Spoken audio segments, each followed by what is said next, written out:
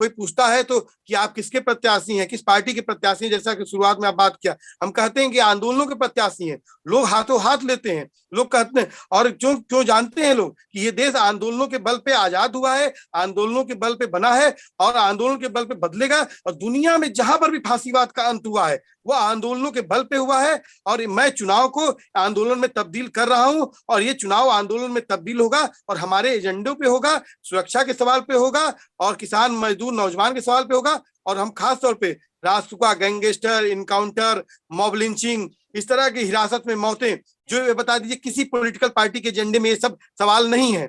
आज आजमगढ़ में जहां मैं बैठा हूं, यहाँ पर 13 से अधिक नौजवानों का इनकाउंटर हुआ है। सिर्फ वहां पर दो मुस्लिम का हुआ है, दलित ओबीसी का इनकाउंटर हुआ है। क्या कोई पॉलिटिकल पार्टी कभी कहीं पर गई? यहाँ पर उत्तर प्रदेश में 2800 से अधिक लोगों के पैरों में गोलियां मार दी गई, 150 से अधिक लोगों की हत्याएं कर दी गई, 8500 से ज्यादा इनकाउंटर है। तो 2019 के आंकड़े के अनुसार 16,000 गैंगस्टर, 19,000 गुंडा एक्ट हैं। क्या कोई पॉलिटिकल पार्टी इस सवाल को उठा रही है? आज हर नागरिक को गुंडा बना दिया गया है, गैंगस्टर बना दिया गया है और दलित और मुसलमान को एनएसए के तहत पाबंद किया गया है। क्या सिर्फ दलित और मुसलमान ही राष्ट्रीय सुरक्षा के लिए खतरा है? हम इन एजेंडों के साथ जा रहे हैं और सुरक्षा इस प्रदेश का सबसे बड़ा सवाल है। Hello, welcome to clear in India. आज हमारे साथ बातचीत में राजीव यादव हैं। राजीव यादव आजमगढ़ की निजामाबाद 348 सीट से चुनावी मैदान में उतरे हुए हैं। लगातार सामाजिक मुद्दों पर यूपी से खास करके सामाजिक मुद्दों की लड़ाइयां लड़ते रहे हैं। रिहाई मंच नाम के एक संगठन का जब नाम आता है तो राजीव यादव का नाम भी साथ में लिया जाता है। सबसे पहले हम राजीव जी आपसे यही पूछना चाहेंगे कि एक जो सामाजिक मुद्दों की लड़ाई का मैदान था, वहां से निकलकर एक राजनीतिक मैदान में आने की जरूरत आपको क्यों महसूस हुई?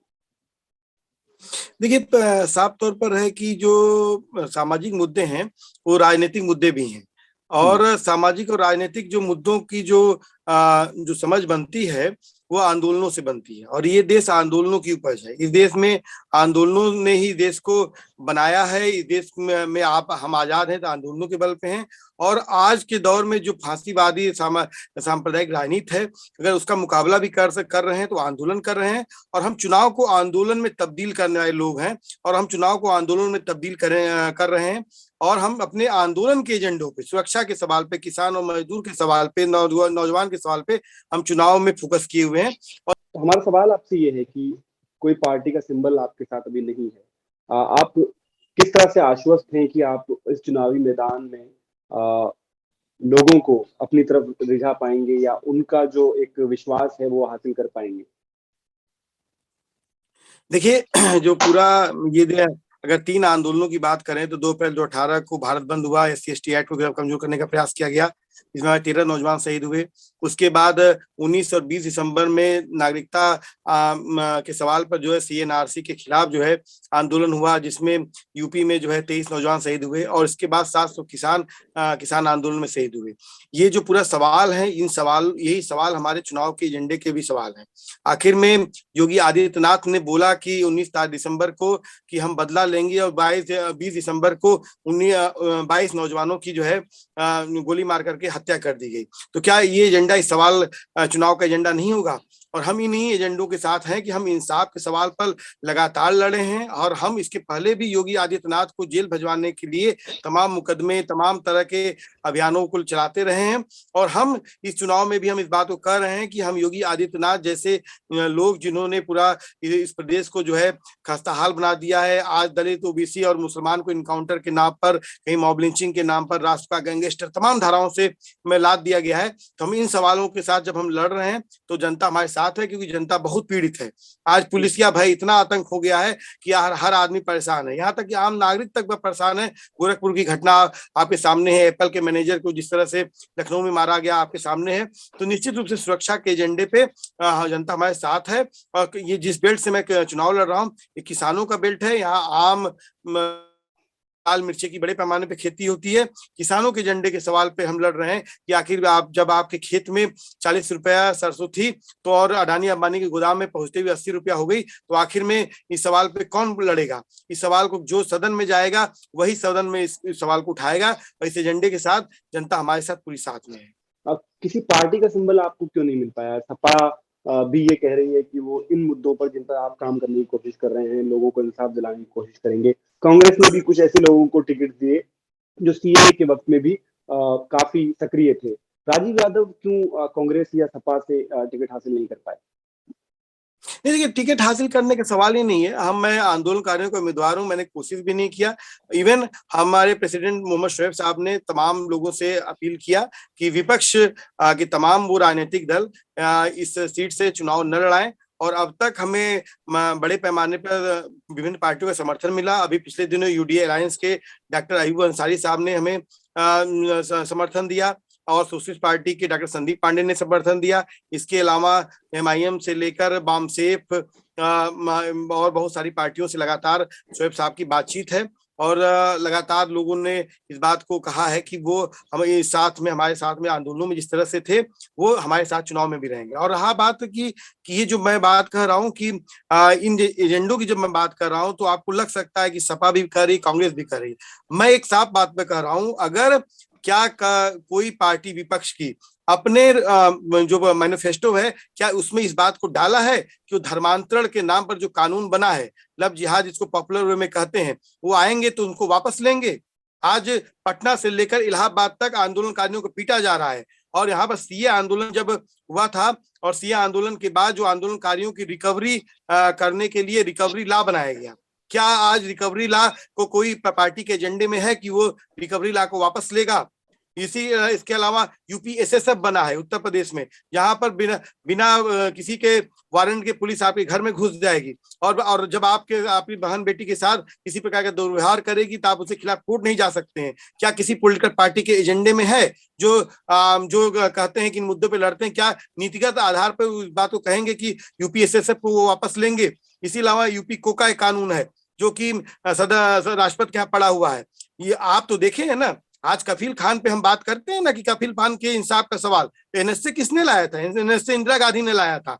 आज यूएपीए के तहत आज सर्जिल इमाम को जो है वहां पर मुकदमा अगर चलाया जाएगा, तो उसका दोषी सिर्फ भाजपा ही नहीं, कांग्रेस जिसने इसको पैदा किया है उसकी दोषी वो भी है। ये लोग सिर्फ और सिर्फ हमारे जख्मों पर मरहम लगाने के नाम पर हमको बहलाते हैं, फुसलाते हैं। नीतिगत आधार पर एकजुट हैं। अगर नीतिगत आधार पर एकजुट नहीं होते तो बताइए, एक भी कानून, जिन कानूनों की बात मैं कर रहा हूं, ये बहुत ऐसा नहीं है कि बहुत इंटेलेक्चुअल डिस्कोर्स का मामला है। इन कानूनों के तहत लोगों का दमन किया जा रहा है, उत्पीड़न किया जा रहा है। आज मौलाना कलीम सिद्दीकी, मौलाना उमर गौतम जेल में सजा काट रहे हैं। क्या कोई पॉलिटिकल पार्टी ने इस बात को बोला कि वो इस देश में संविधान हमें इजाजत देता है कि धर्म के नाम पर प्रचार प्रसार करने का, किसी धर्म को मानने का? आप किसी पॉलिटिकल पार्टी के एजेंडे में नहीं है। और आप बताइए कि लगातार आतंकवाद के नाम पर, मैं जिस सीट से चुनाव लड़ रहा हूं, आतंकवाद के नाम पर संजरपुर गांव इसी इलाके का गांव है, और आतंकवाद की नर्सरी बताया गया इसको, आजमगढ़ को आतंकगढ़ बताया गया। क्या वो कांग्रेस का दौर था? वो बीएसपी का दौर था? खालिद मुजाहिद की हत्या सपा के दौर में हुई। हम तो कह रहे हैं कि तमाम सवालों पे जो हम कहते थे कि मुसलमान आतंकवादी नहीं होता है, और ये मुसलमान का सवाल नहीं, संविधान का सवाल है, आज तो किसान को भी आतंकवादी बताया जा रहा है। तो सवाल इस बात का है, हमारी लड़ाई में जीत हो रही है, और इस लड़ाई का परिणाम है कि आज इन एजेंडों पे ये तमाम पॉलिटिकल पार्टियां कुछ मुंह खोल रही हैं, नहीं तो इस पे मुंह ही नहीं खोलती थी कभी। मेरा सवाल एक और आखिरी सवाल है, लोग भी ये पूछ रहे हैं, आपने जब से चुनाव में उतरने का ऐलान किया है, निजामाबाद एक मुस्लिम डोमिनेटिंग सीट है जहाँ से बहुत बड़ी तादाद में मुसलमान वोटर्स हैं। क्या आपको नहीं लगता कि राजीव यादव की जगह कोई ऐसा प्रत्याशी होता जो मुसलमान होता, वो उनका प्रातिनिधित्व आपके सवालों पे करता? देखिए, ये जो मामला है, ये निसंदेह ये सवाल हो सकता है। और रिहाई मंच बेसिकली जो मुस्लिम रिप्रेजेंटेटिव का एक सवाल, ये आपका सवाल वाजिब है, लेकिन मुस्लिम इश्यूज का रिप्रेजेंटेशन चाहते हैं कि मुस्लिम रिप्रेजेंटेशन चाहते हैं? अगर रिहाई मंच ने जितने सवालों को अब तक उठाया है, और मैं कहता हूं कि कोई रिपोर्ट कार्ड अगर जारी कर दे, कोई यहाँ के जो सिटिंग एमएलए हैं या फिर कोई भी उत्तर प्रदेश का कोई तमाम एमएलए जो हैं, वो इस पे जारी कर दें कि हमने मुस्लिम इश्यूज को रिप्रेजेंट किया है। जब सीए में का सवाल था, तो उस समय वो लोग कहाँ पर थे? जब जो है क्या कहते हैं, जो इनकाउंटर मारे जा रहे थे हमारे बच्चे, आज मैं बता रहा हूं ना कि आज की डेट में 13 इनकाउंटर हुए हैं आजमगढ़ में, लेकिन 13 इनकाउंटर में किसी के घर पे भी कोई नहीं गया है। तो मैं साफ तौर पे कहता हूं कि हमने जस्टिस के सवाल पर ये क्या कहते हैं इस सीट को चुना है, और इस सीट को चुनने का कारण है, मैं साफ फिर से कहता हूं, संजरपुर आजमगढ़ जो बाटला हाउस में जो लड़के मारे गए थे, वो लड़के इसी कंस्टिट्यूएंसी के संजरपुर आजमगढ़ के थे, और उनके नाम पर कहा गया कि कि ये आतंक की नर्सरी है, आजमगढ़ आतंक का गढ़ है। मैं आज इस कॉन्स्टिट्यूएंसी से लड़के इस बात को कहना चाह रहा हूं कि जब हम उस समय हमला हो रहा था तो लोग कह रहे थे कि ये मुसलमानों पे हमला है, तब भी हम कह रहे थे कि कॉन्स्टिट्यूशन पे हमला है। और आज जब ये लड़ाई दलितों ओबीसी से होते किसानों तक चली गई है और किसान को भी आतंकवादी कहा जा रहा है, वो भी संविधान की लड़ाई लड़ रहा है, तब हमारी लड़ाई एक अहम होती है। और निजामाबाद की जनता इस निर्णायक जंग में हमारे साथ खड़ी है, और हमको इस सीट से सिर्फ जिताने का सवाल नहीं है, बल्कि इस सीट से एक मैसेज दिया जा रहा है कि हम इन मुद्दों पर तमाम पॉलिटिकल पार्टियां बात करें, सुरक्षा के सवाल पे बात करें। आखिरी सवाल है, बहुत शॉर्टली आपको जवाब देना है कि निजामाबाद को राजीव यादव विधायक बनने के बाद किस तरह से देखना चाहते हैं?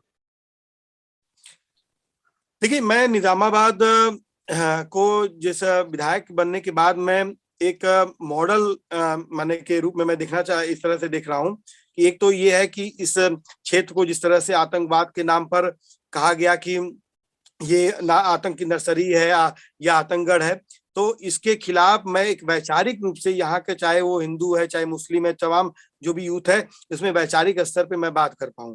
और जो भी इनका दमन उत्पीड़न है, तमाम चीजें हैं यहाँ पर, जो लगातार हिरासत में मौतें हैं या इनकाउंटर है, तमाम इस तरह के जो जिन पुलिस वालों ने किए हैं, उनको मैं जेल भिजवाऊं, और जेल भिजवा के इस बात को मैं इस बात को स्थापित कर पाऊं कि नहीं, इंसाफ की लड़ाई में जंगें जीती जाती हैं, लंबे समय से जीती जाती हैं। निजामाबाद में, इस पूरे इलाके में बड़े पैमाने पर आर्सेनिक का जो सवाल है, यहाँ पर कैंसर पेशेंट है।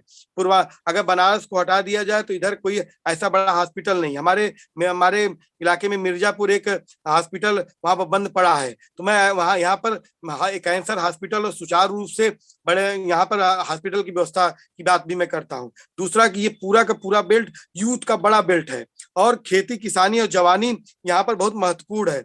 तो मैं यहाँ पर एक इस तरह के स्टेडियम बनाने का भी हमने यहाँ पर प्लान किया है, जिससे कि हम जो अपने यूथ हैं उसको हम सही दिशा में लेके जाएं। सिर्फ किसी पॉलिटिकल पार्टी का बंदूक ढोने का जो बना लिया गया है कि आजमगढ़ हर पॉलिटिकल पार्टी यहाँ की युवा से बंदूक ढोवाती है, मैं उस पर हाकी और बल्ला चाहता हूँ कि वो हाकी और बल्ला लेके चले। ये पूरा बेल्ट जो है 35-36 किस्म के आमों का बेल्ट है। यहाँ पर कटहल का है, यहाँ पर लाल मिर्चे की खेती होती है, लेकिन इस खेती किसानी के बेल्ट को लगातार इसके साथ बहुत उपेक्षा की गई है। तो मैं इसके लिए मंडियों से लेकर तमाम यहाँ पर फूड प्रोसेसिंग यूनिट्स का प्लान हमारा है कि यहाँ पर, जिससे करके यहाँ पर ही हम रोजगार को दें।